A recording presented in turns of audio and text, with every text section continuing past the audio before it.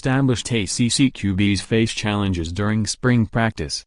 RALEIGH, on app. This spring was a busy one around the Atlantic Coast Conference, especially for the returning quarterbacks who won division titles last season. In a conference in which its only new head coach wasted no time getting comfortable in his new position and Louisville developed a replacement for its only Heisman Trophy winner, the main subplot revolved around the seemingly secure QBs who are trying to keep their jobs. That list includes both of the starters in last year's ACC championship game, Bryant of Clemson and Malik Rosier of Miami.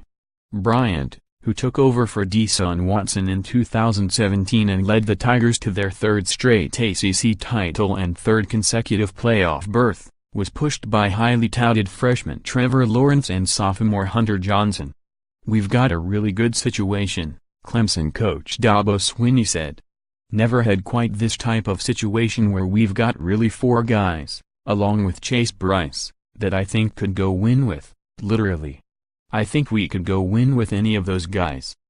The Hurricanes wrapped up spring practice with Rosier facing a challenge from early enrollee Jordan Williams and others.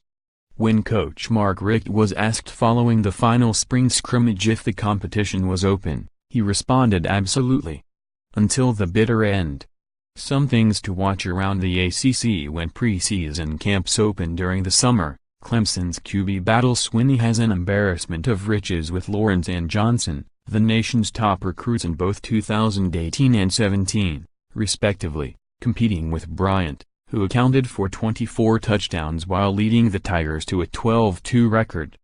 Lawrence broke Watson's Georgia high school records for yards passing and touchdowns, and Johnson was rated as the nation's top high school quarterback 2 years ago and played some as Bryant's backup. Last year, we were starting over, and Kelly had no experience and Hunter was just getting here, trying to figure it out. And Trevor wasn't here, Swinney said. So I think we're going to be in a much better starting point than we were this time last year. Embracing the past. Willie Taggart, the league's only new coach in 2018, is taking over for Jimbo Fisher at Florida State, and one of his first moves was to reconnect the Seminoles' tradition-rich past with their present, even bringing back Bobby Bowden for the spring game. "I didn't feel we were really connected like we needed to be," said Taggart, a native Floridian. "So we tried to put emphasis on just getting everyone back involved, people that built the program and made it to what it is today, and let them know we appreciate it. I think it's important that our football team understand those people that came before them as well. Because they're a big reason why they decided to come to Florida State." A long pass. Joe Pass has the tough job of following a Heisman Trophy winner at Louisville, having spent 2 years as Lamar Jackson's understudy.